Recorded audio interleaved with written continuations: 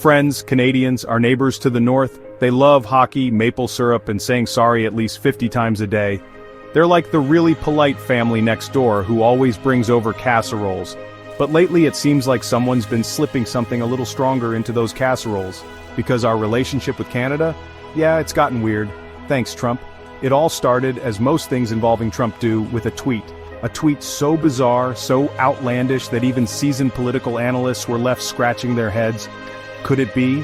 Had the President of the United States just claimed Canada as the 51st state? Well, sort of. And with the subtlety of a moose in a china shop, he made his feelings known. The world watched in a mix of amusement and horror. Canada, our biggest trading partner, our ally in countless global endeavors, was suddenly being treated like the annoying neighbor who keeps borrowing our lawnmower and forgetting to return it. And the reason? Well, that's where things get even more confusing. Seriously? Trump's rationale for wanting to annex Canada, as far as anyone can tell, seems rooted in a bizarre combination of ego, ignorance, and a healthy dose of, because I said so. He's called Canada a national security threat. Yes, you heard that right. Canada, the country that sends us ice hockey players and Ryan Reynolds. He slapped tariffs on Canadian goods, claiming they're stealing American jobs. Never mind the fact that the US and Canada have one of the most integrated economies in the world. It's like punching yourself in the face because your hand's too close to your nose. It makes no sense, and it just hurts everyone involved. But perhaps the most baffling aspect of Trump's Canadian crusade is his insistence that they want to be part of the US. That's right, folks. According to Trump, those polite, poutine-loving Canucks are just dying to ditch their universal health care and join the chaos that is American politics. It's like saying that penguins secretly wish they could fly. As if the Canadian situation wasn't enough to make you question the stability of the leader of the free world, Trump decided to throw another log on the bonfire of bewilderment. In a move that surprised absolutely no one, he signed an executive order to dismantle the Department of Education. That's right, folks, education.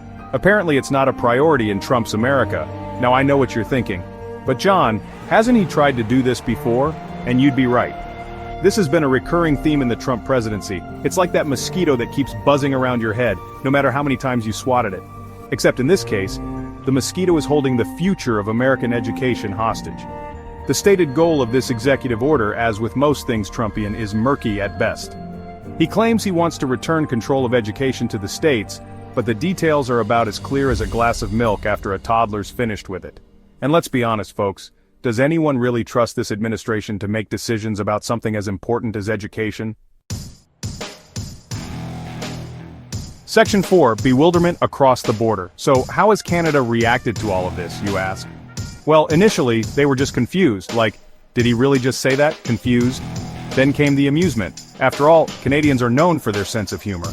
But as Trump's antics continued, the laughter died down, replaced by a growing sense of unease. Imagine, if you will, that you're at a party, and there's this guy who keeps trying to pick a fight with you. At first you laugh it off, but then he starts making fun of your outfit, your family, your country, and he just won't stop. That's kind of what it's been like for Canada. Even Justin Trudeau, Canada's usually unflappable prime minister, has been visibly shaken by Trump's behavior. And who can blame him? It's hard to maintain your composure when the leader of the free world is busy trying to claim your country as his own personal fiefdom. Section 5. The fallout. From trade wars to Twitter rants. The consequences of Trump's actions have been felt on both sides of the border. The tariffs he imposed have hurt businesses and consumers alike. The political fallout has been even more damaging. Trust between the two countries has eroded, and the once close relationship has been strained to its breaking point. And then, there's the Twitter war. Oh, the Twitter war. Trump has used his favorite platform to launch personal attacks against Trudeau, calling him weak and dishonest. It's like watching two toddlers fight over a toy in a sandbox. Except, with the fate of two nations hanging in the balance. The saddest part of all of this is that it didn't have to be this way. The US and Canada have a long and storied history of friendship and cooperation. We've fought side by side in wars, worked together to solve global problems, and shared countless cultural exchanges. But Trump, in his infinite wisdom, has decided to throw all of that away. Section 6. What's next? Decoding the Donald. So what's next for the US-Canada relationship? Your guess is as good as mine, folks. Trying to predict what Trump will do is like trying to herd cats. It's chaotic, unpredictable, and likely to end in disaster. One thing's for sure though, Trump's actions have had a lasting impact on the relationship between our two countries. It will take years, if not decades, to repair the damage he's done. And in the meantime, we're left to wonder, what will he do next? Stay tuned, folks, it's gonna be a bumpy ride.